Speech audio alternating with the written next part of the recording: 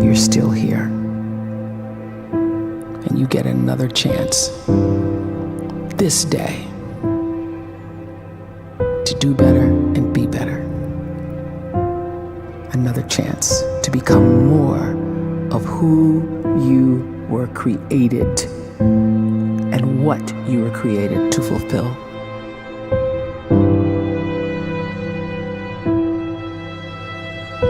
Everyone in the world is capable of living outside the role or beyond the roles that they place themselves in, no matter what it is. You're not just a dad, you're not just a banker, you're not just a brother or a son or a convict. It doesn't matter. Like, everyone is bigger, much bigger, infinitely bigger than the roles they place themselves in, and is capable of reaching potential greater than anything they could imagine.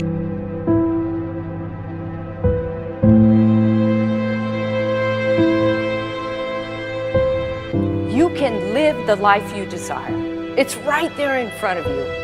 But in order to achieve it, you must first see it, then believe it, and then you must graciously ask and train your brain to help you execute your vision.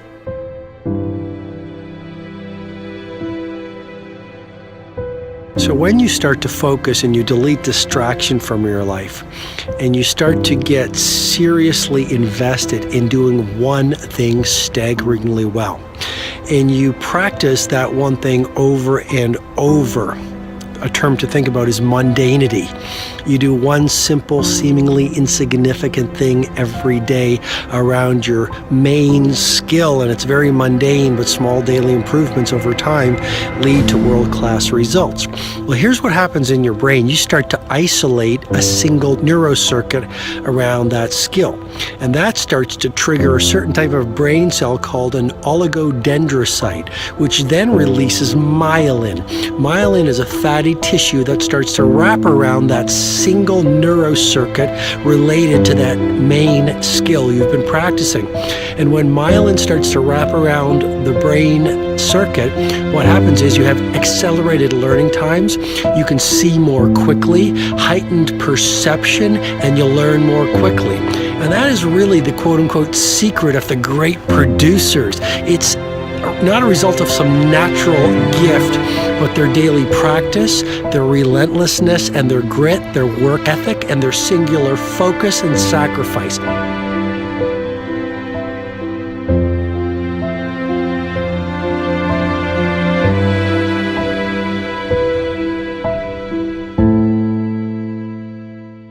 A great life is built not by revolution.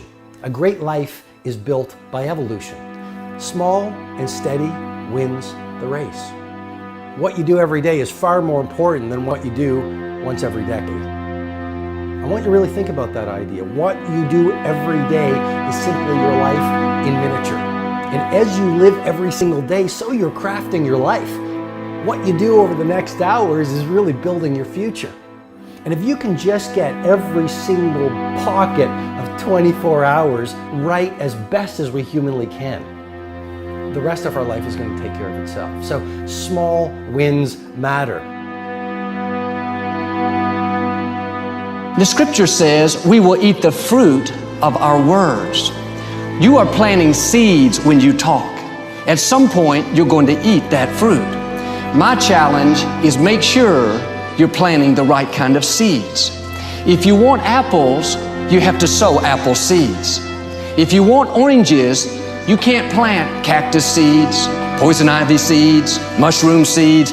You're going to reap fruit from the exact seeds that you've been sowing.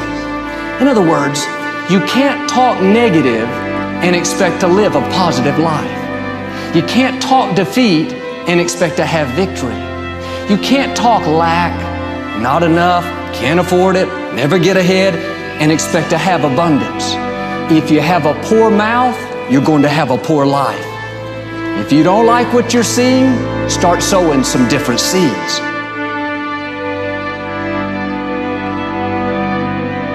We may not realize it, but we're always feeding ourselves. What we watch, listen to, the people we're around, the thoughts we're dwelling on, that's feeding our inner man. If you go to lunch with people that talk bad about the boss, make fun of a coworker, put down a friend. They're feeding you gossip, feeding you jealousy, feeding you disrespect. Here's the key.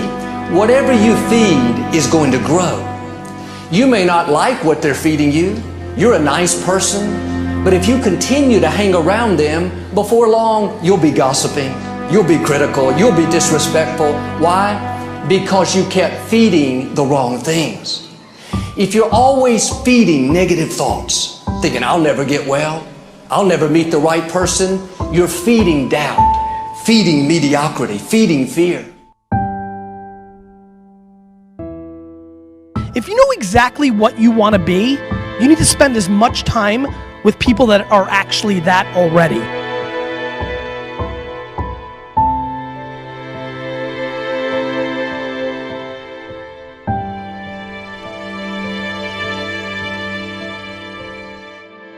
You cannot let a fear of failure, or a fear of comparison, or a fear of judgment stop you from doing what's going to make you great. You cannot succeed without this risk of failure. You cannot have a voice without the risk of criticism. And you cannot love without the risk of loss. You must go out and you must take these risks.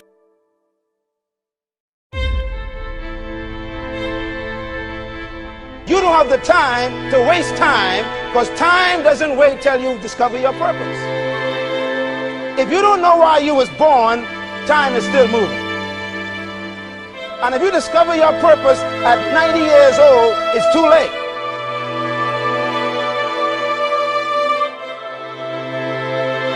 You don't know how young you are. What if you die in 2 years? You're pretty old right now. You got 2 years left. And if you're 50 years old and you're feeling discouraged, well, remember the advice about planting a tree. When's the best time to plant a tree? 20 years ago or today? So if you're 50 and you feel like life left you behind, well, get started right now. Better late than never. Better late than never. Don't think about time and age so much. It gets people distracted. When the whole world's distracted, you be focused.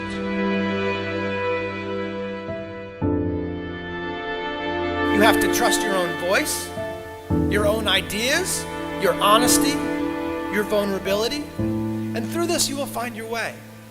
You do not have to be fearless. Just don't let fear stop you. Live like this as best you can, and I guarantee you will look back on a life well lived. You are capable of greatness in your profession, and more importantly, in your quality of self. Stay hungry. Stay young at heart. Take those risks. You are going to change the world around you in big ways and in small.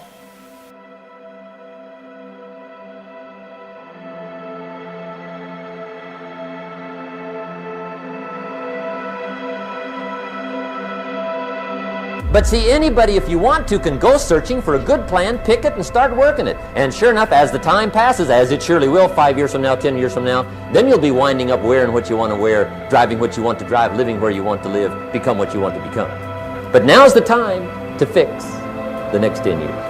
And who can? Anybody.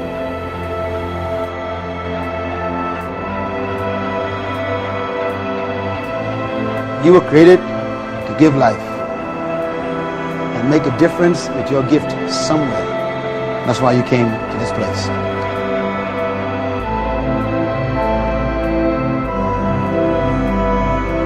You want to improve? You want to get better? You want to get on a workout program or a clean diet? You want to start a business? You want to write a book or make a movie or build a house or a computer or put together some mobile application? Where do you start? You start right here. And when do you start? You start right now. You initiate the action aggressively. You go.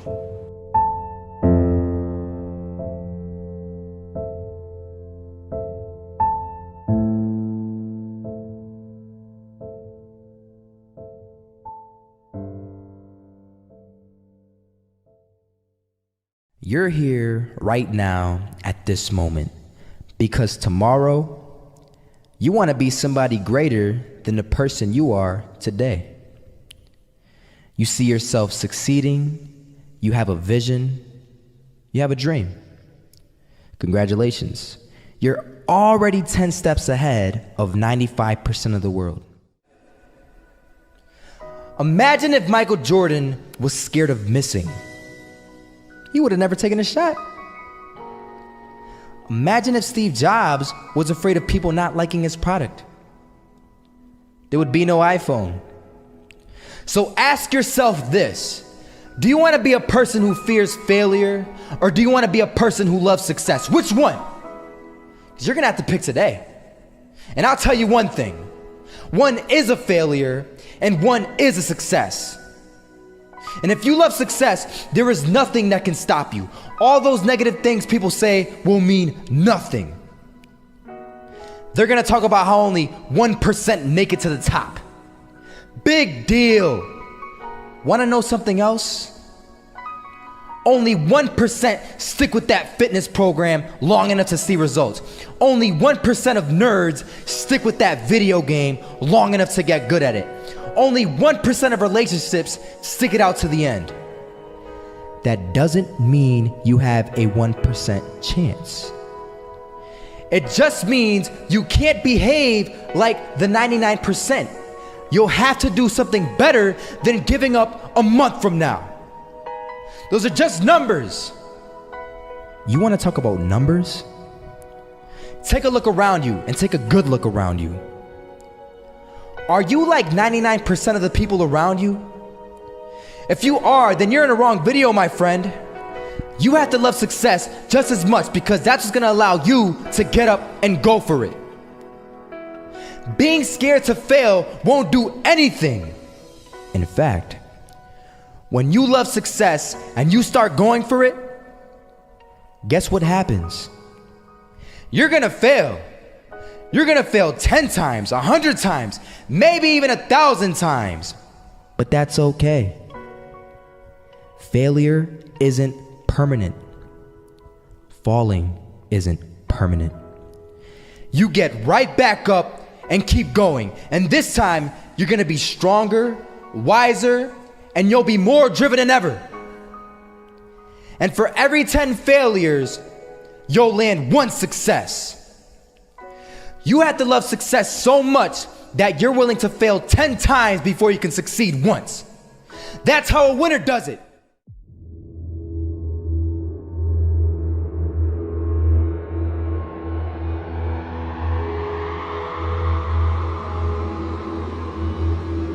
First half, I'm not gonna lie. They had us. We weren't defeated, but they had us. But it took guts, it took an attitude. That's all it takes. That's all it takes to be successful, is an attitude. And that's what our coach told us. He said, hey, it's gonna be tough. It's gonna be hard. You're gonna go out there, you're gonna battle, you're gonna fight, you're gonna do it for one, you're gonna do it for one another. Do it for each other, you're gonna do it for yourself, you're gonna do it for us, and you're gonna go out with this win. And we believe that, we truly did. And it's an awesome feeling. It's an awesome feeling when you truly believe that you're going to be successful. Regardless of the situation, regardless of the scoreboard, you're going to be successful because you put in all the time, all the effort. Misses that shot, can't land it. So it is going to be that retake scenario. Crims has the kid. Running close towards CT. Zivnik spots 3 of them out, but it's Olaf again to find Device. And Olaf coming in with 4. He wants the ace, and he gets it. There we go. What a superstar performance from that man. I was walking down the street and I saw an old man. Had a hat, suspenders, and a cane. Was about 80 years old. This old man was barely walking. He could walk, but the cane helped a lot. He was struggling. So anyway, he was walking across the street and he ended up falling. So I went over to go help him. And he gets up, says thank you, and we introduced ourselves. Had a little conversation. Told me his name and I told him mine. His name was Robert, by the way. And right as he walked away, I told him, this is what I said. Robert, you should stay inside where it's safe, my friend. And Robert turns around and says to me, I love walking. And I love walking way more than I'm afraid of falling. So I asked him, well, what about your safety? Don't you want to live? And he told me this. These are the exact words he said. He said this: Solo, Living means doing what you love to do. And if I had to fall here and there to do what I want to do in life, then so be it. And he just walked away. Never saw him again. That was it. But that statement really had me thinking, and it had me thinking hard, because I learned something that day. That's when I realized the true key to success. You see, I always thought if I could just fear the act of failing, and if I fear it like crazy, I will succeed. Because I thought the fear would magically motivate me to get out there and start taking action. But after that day, I realized something. I realized it's the love for success that will lead me to succeeding. So just imagine if Robert feared falling. Would he even start walking? Of course not. He wouldn't even do what he loved to do. He would sit at home and take no type of action. But he loved walking. Wasn't even scared to fall. It gave him life. That's what allowed him to get up and do it. He loved walking so much, he was willing to fall 10 times a day just to do it. And you have to be the same. So the next time someone tells you, you're gonna fail, you know what you tell them? Tell them they're right. But you're not afraid to fail. You're not afraid to take action. You're not afraid to jump. You're gonna fail 10 times, but you know what? It's cool. Because on the 11th time, you'll succeed. Oh, you'll succeed, all right. And it'll feel good. And while you're over here living the life of your dreams and complete happiness, guess where they're gonna be? That's right. They'll be failures, the real failures. Over there where it's safe, scared to fail. Ironic, isn't it?